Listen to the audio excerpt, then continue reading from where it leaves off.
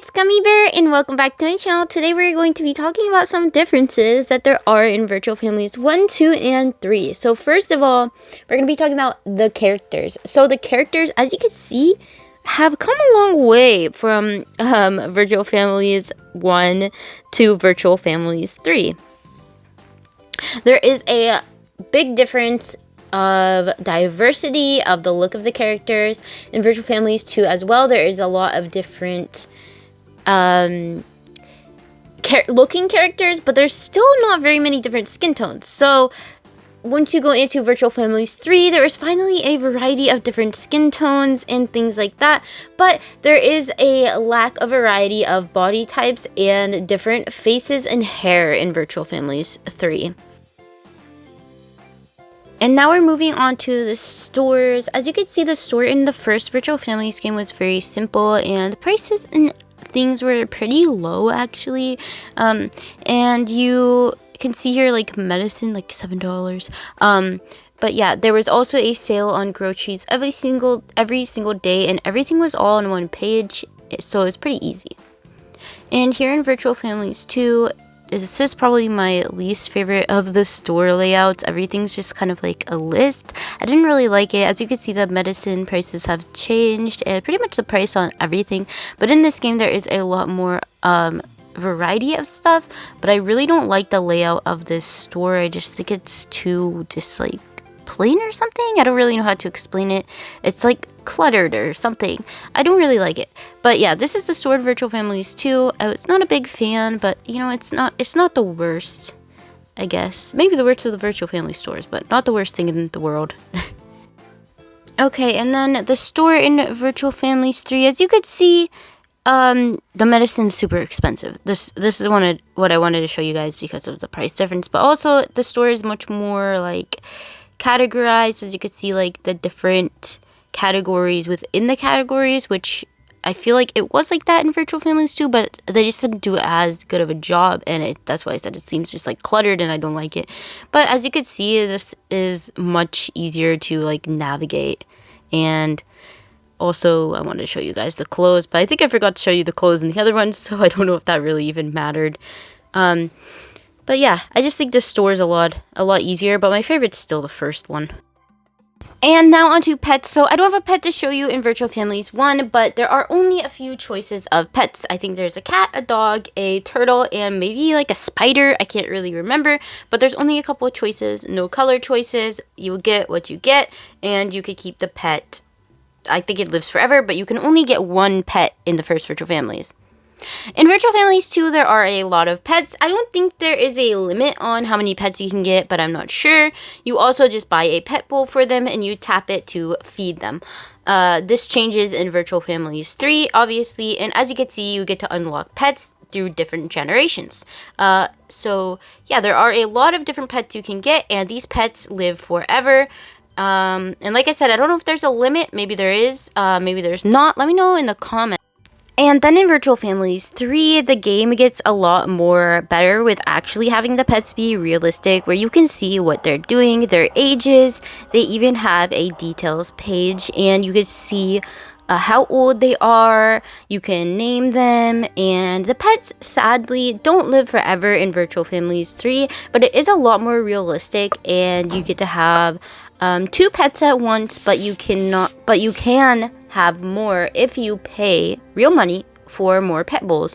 Now I don't know if there is a limit or anything like that because I haven't gone and bought a bunch of pet bowls. There's also food and accessories. Moving on to children and how many children you can have. In Virtual Families 1, you can have up to 6 children for your family in each generation. And the same with Virtual Families 2, you can have up to 6 children. I feel like usually families have like, in these first two, have like 2 to 4 kids. Not really more than that, but you can have up to 6 children in both of these games. And that finally changes in Virtual Families 3. In Virtual Families 3, they finally decided to listen to their players and they made it so that you can have up to 12 children. That's right, 12. Alright guys, now let's talk about the house. So Virtual Families 1 comes with a complete house that just needs a few repairs. You also get all of your furniture, this lovely yard, a workshop, and a shed out back. So the house is already finished for you and you don't have to do much work other than some repainting on the walls of the workshop and finding the remote every once in a while and a few floor repairs. That's all you have to do besides unlocking the shed. And then in Virtual Families 2, you are left with a disaster of a totally ruined and destroyed house that you have to save up money to rebuild and clean and make better. You are left with no bedroom, only a kitchen, bathroom, office, and workshop. Not even a bedroom, sadly. In Virtual Families 3, it's kind of similar where you have an office, bathroom, kitchen, and a destroyed, gross bedroom for you to fix up. But the house is very expandable and changeable. You can change out rooms, add them, remove them. Your house can be big and small. You can add gardens, driveways. You can add so much to the house that you could not do before, and the house can get ginormous.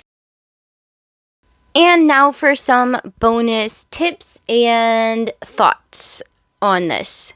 And some bonus things that are different. So in Virtual Families 1, you get the house totally complete. You have a lot of puzzles to figure out, and it's a lot of fun. I love it. Virtual Families 1 is my favorite of the Virtual Families games, followed by Virtual Families 3, and in last place, Virtual Families 2. Virtual Families 1 is just so much fun to me, and it's really nostalgic, so I think that adds to it. But I love that you have a whole house, and the house is really cute in my opinion.